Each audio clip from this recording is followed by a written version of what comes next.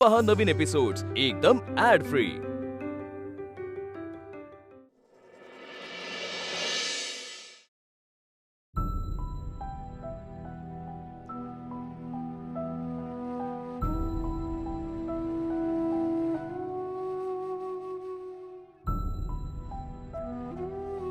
मिथिला, आलात तुम्ही? आज लवकर आलात? परीची आठवण येते ना? हो, तिलाही येत असेल का हो आपली आठवण? ती कुणाला मोठे आई आणि मोठे बाबा म्हणत असेल, कुणाला हाक मारत असेल? नाही, कोणालाच नाही. आणि तिची मोठी आई आणि मोठे बाबा कायम आपणच राहणार आहोत. खरं सांगू का, तिलाही खूप आठवण येत असणार आहे आपली. खरंच. ती चाळीमधून जेव्हा पॅलेसमध्ये आली तेव्हा काका काकूंवर असलेला जीव कमी झाला का तिचा? नाही ना? तसंच आपल्यावरचा जीव सुद्धा नाही होणार कमी कधीच. ती इथे आली, आपल्याला लढा लावला आणि आपल्या दोघांना आपण आई वडील असण्याची जाणीव करून दिली. हो ना? एक सांगू? बोल. नेहाची आपल्या आयुष्यातील जागा आणि घरातील जागा कोणीच घेऊ शकत नाही हो. तिच्यावर झालेले आरोप खरे होते की खोटे ते मला माहित नाही, पण तिने ह्या घरासाठी जे जे काही केलंय ना ते कुणालाच जमणार नाही. आपण या घराला ना पॅलेस म्हणत होतो, पण नेहाने या पॅलेसचं घर बनवलं. आणि असाच विचार करत असताना मनात येतं की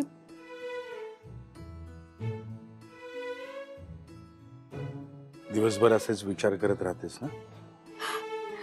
विचार नाही करत, पण विचार येतात हो. मिथिला, या अवस्थेमध्ये असं विचार करत राहणं, ओव्हर थिंकिंग, उदास राहणं हे नाहीये बरोबर. तू खूप हॅपी राहायला पाहिजेस, स्वतःची काळजी घ्यायला पाहिजेस, हो की नाही? हा, ये ये बस.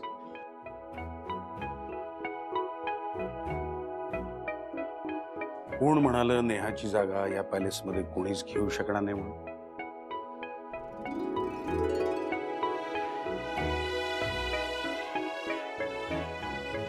ए बच्चू, ऐकतोस का मी काय बोलतोय ते? गेल्या 25 वर्षात तुझ्या बाबाला जे काही जमलं नाही ना, ते तुझ्या आईने चुटकी सरशी करून दाखवलंय. माहिती का तुला? हो, खरंच. तुझे ते खडूस आणि हट्टी आजोबा आहेत ना, त्यांना बोलायला लावलंय या बाबाशी. अहो काय? बरं बाबा, खडूस आणि हट्टी नाही, प्रेमळ आजोबा आहेत ना, त्यांना बोलायला लावलं. आणि त्याच्यामुळे आमची 25 वर्ष जी काही कट्टी होती ना, ती बट्टी झाली आहे. आता जर का ही गोष्ट तुझी आई चुटकीसरशी करून दाखवत असेल ना, तर जगातली कुठलीही गोष्ट तुझी आई करून दाखवू शकते. हो की नाही? हो ना? हो म्हणतात. हे बच्चू,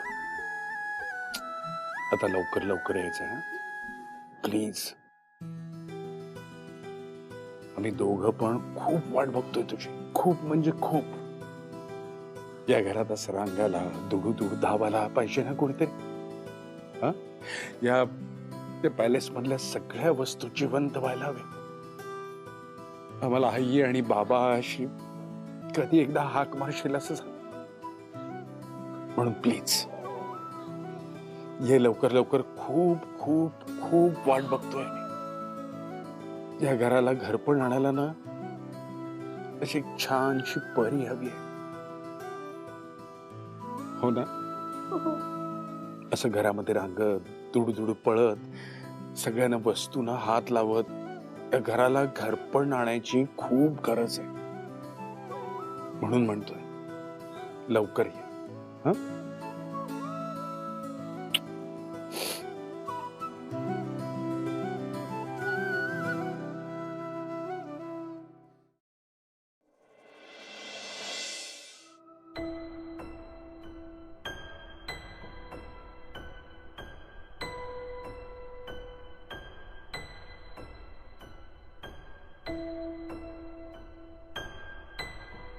राहुल, चल ना जेवायला. नाही मी येते. नेहा कधीपासून बसली आहे रे इथे? हो पाहिलं. तिला कोणी चहा कॉफी असं काहीच विचारलं नाही? विचारलेलं पण ती नाही म्हणाली.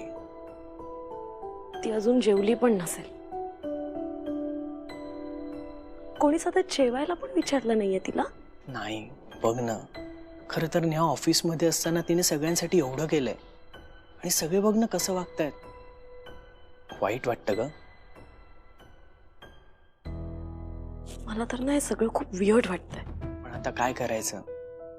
मला सगळ्यांनाच तिच्याशी बोलायची खूप इच्छा आहे, पण सगळेच यश सरांना घाबरलेत. आपल्या एक्स कलिगशी बोलायचं पण नाही. शी, मला तर ना या सगळ्याचा खूप राग येतोय. मला यश सरांचा पण राग येतोय. किती हार्टलेस आहेत हे सगळे. काय बोललीस? काही नाही रे. तू जा लंच करायला जा. आणि तू? मी येते. ठीक आहे.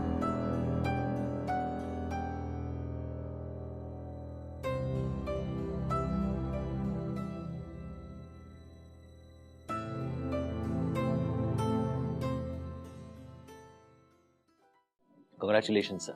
Thank you. Deal's done. Thank you. Thank you very much. We're looking forward.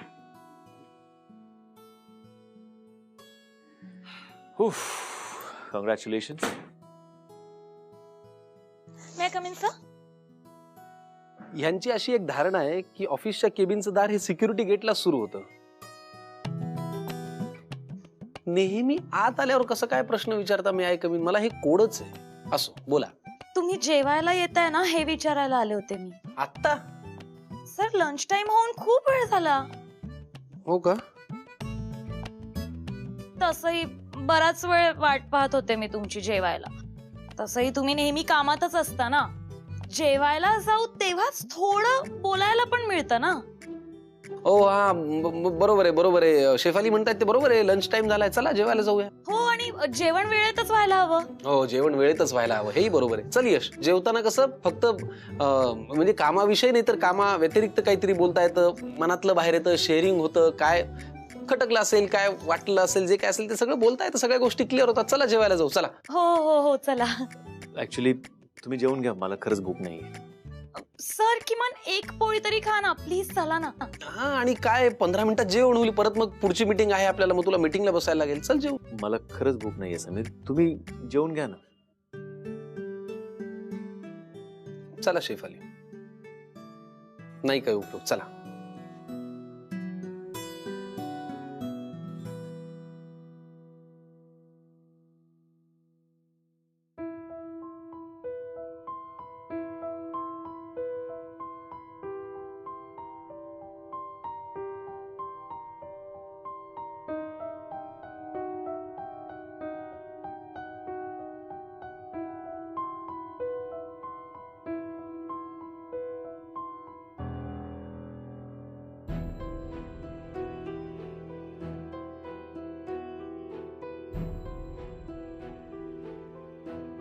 इतकं वाटतंय ना तुला, मग बोलत का नाहीये स्नेहाशी तू जाऊन?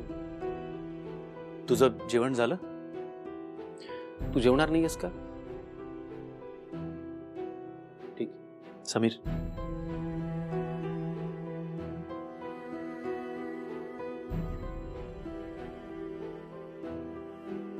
ती उपाशी असेल, तिलाही घेऊन जा जेवायला. सांगतो.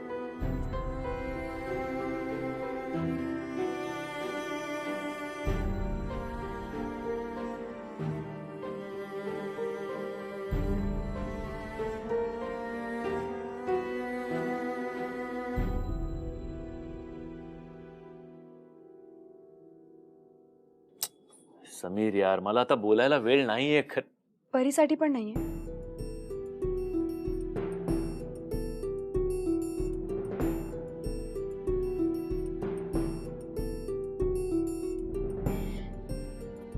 यश, ऍक्च्युली परीला सगळं कळलंय, अविनाश बद्दलचं सत्य. तिला कळलंय की अविनाश तिचा बाबा आहे. म्हणजे बाबा लोक वाईट असतात आणि ड्रायव्हर काका चांगले असतात असा घोळ झालाय तिच्या मनात, आणि त्यामुळे ती कोणाचं काही ऐकून घ्यायला तयार नाही. तिला खूप त्रास होतोय. ती माझ्याशी पण बोलत नाहीये. यश, मला माहितीये. तुला कसं माहितीये?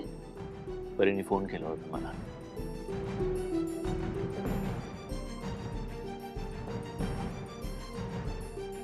यश, ते परी नेहा आता फार विचार नको करू. हे बघ, आता यश तुझ्या समोर आहे ना, जे काही मनात आहे ना ते सगळं सांगून टाक त्याला. तुला जे बोलायचं ना ते सगळं बोल आत्ता. यश, यश, अविनाशनी परीची कस्टडी मागितली. हे पेपर्स.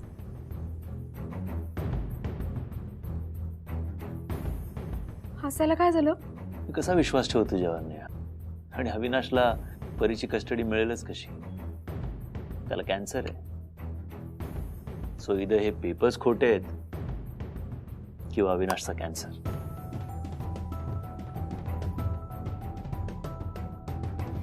कॅन्सर झालाय नेहा मला. मला माहितीये तुला हे सगळं आजारपणाचं नाटक वाटत असेल, पण नाही. हे डॉक्टरचा रिपोर्ट बघ बघ बघ बघ बघ. गरज नाही मला त्याची. म्हणजे तू मला कधीच माफ करणार नाहीयेस नेहा. खरं तर मी तुला जायला सांगणार होते, पण तुझ्या आजारपणामुळे तुला इथे काम करण्याची मुभा देते, माणुसकी म्हणून.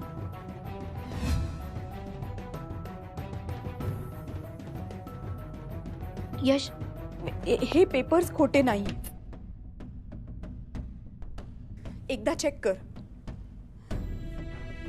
आणि खरं काय ते मी शोधेन. पण प्लीज एकदा शेवटचं साडीत येशील सकाळी 9 वाजता. माझ्यावर जर मनापासून प्रेम केलं असशील ना तर एकदा येशील.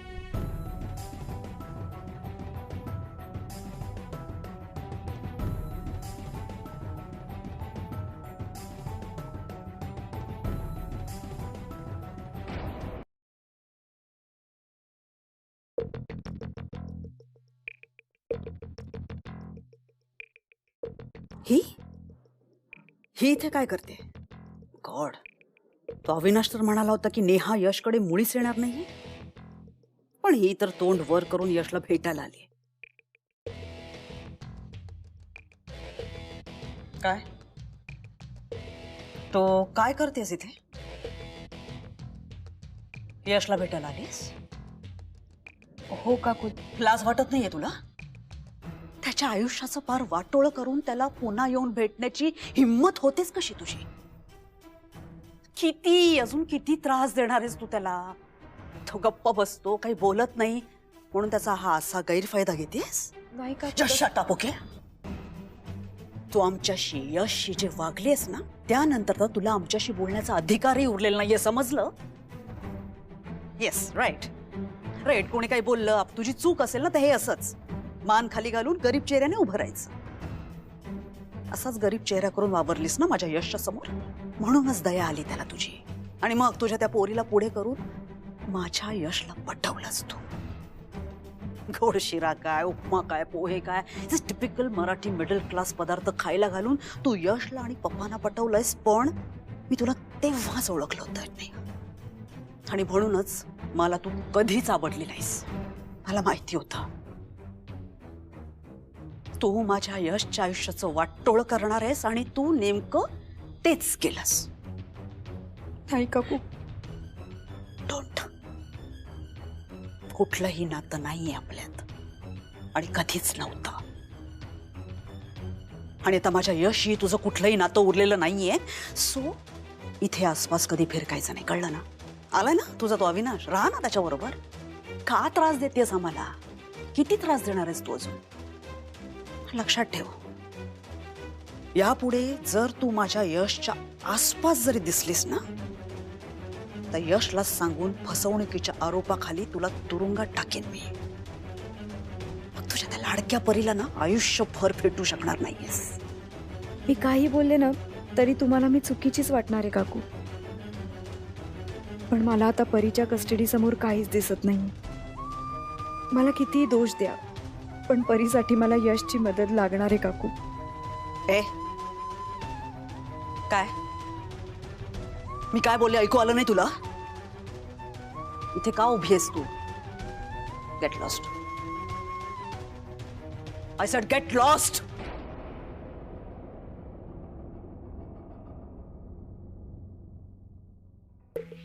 निघून जा असं म्हटल्यावर काही न बोलता गेली. Oh that's strange. काय भानगड काय? ओ गॉड, हिने यशला गोड गोड बोलून समजावलं तर नसेल ना? आपल्या बाजूने तर करून घेतलं नसेल ना? नाही नाही नाही, तसं असतं तर यश आत्ता तिच्या सोबत असतं. पण ही जर इथवर येऊ शकते, यशला भेटू शकते, तर पुढे काहीही होऊ शकतं. नाही सिम्मी, सिम्मी हे व्हायच्या आत त्या अविनाशला सावध केलं पाहिजे. सावध काय, त्या मूर्ख माणसाला चांगला जाब विचारला पाहिजे.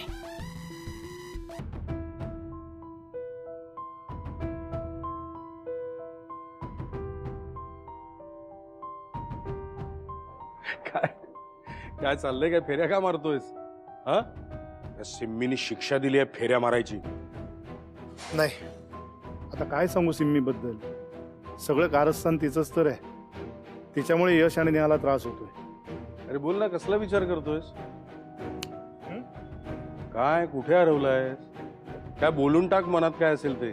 काही नाही रे, सहजच. म्हणजे मी सिम्मी. Sir coffee. हा थँक्यू. बोल. इथे कुठला नोकर सिम्मीसाठी काम करत असेल माहित नाही. आज बोलून बसला तर प्रॉब्लेम व्हायचा. नकोच. अरे काय झालं? सिम्मीचं काहीतरी सांगत होतस ना? मी म्हणत होतो की सिम्मी खूप बदलली आहे, खूप शांत झाली आहे. ती तारखा यशचा विचार करत असते. तिला पण हे सगळं बदलावं असं वाटतं रे. पण हो खरंच? वा वा, छान, अप्रतिम, एक नंबर. हे सगळं असंच आहे तुझं. काय असाच वागत आलायस तिच्या बरोबर नेहमी? अरे जरा जुनं विसर आणि नव्याने विचार कर. मी? मला सांग, पप्पा आणि तू, तुमच्या दोघांमध्ये दरी होती, ती मिटली, गैरसमज होते, संपले. मग हे सिम्मीच्या बाबतीत होऊ शकत नाही? फक्त तू जरा शांतपणे विचार कर आणि तिच्या बरोबर बोलायचा प्रयत्न कर. एक मिनिट. मुळात पप्पांच्यात आणि माझ्यात जे काही इतकी वर्ष चाललेलं होतं ते मिटलं ना, ते पण एवढं सोपं नव्हतं. मध्ये बऱ्याच गोष्टी घडलेल्या आहेत, त्याचे परिणाम झाले आमच्या रिलेशनवर. हे सगळं घडून यावं म्हणून बऱ्याच जणांनी प्रयत्न केले, नेहा, मिथिला, सगळ्यांनी. आणि जसं मी 2 पावलं पुढे येण्याचा प्रयत्न केला ना, तसंच पप्पाही 2 पावलं पुढे आले. आणि हे सगळं घडण्याकरता मुळात इथून मनातून इच्छा लागते. मी तेच म्हणतोय ना. तू विचार कर, तू शांतपणे तिच्यावर बोलायचा प्रयत्न कर ना, मग होईल ना सगळं. अवघड आहे. अवघड नाही, अशक्यच आहे ते. मुळात काय ना सत्यजित, राग आणि असूया या 2 वेगळ्या वेगळ्या गोष्टी असतात. एखाद्या व्यक्तीवरती जर राग असेल तर त्या व्यक्तीवरचा राग निघून जाऊ शकतो, पण असूया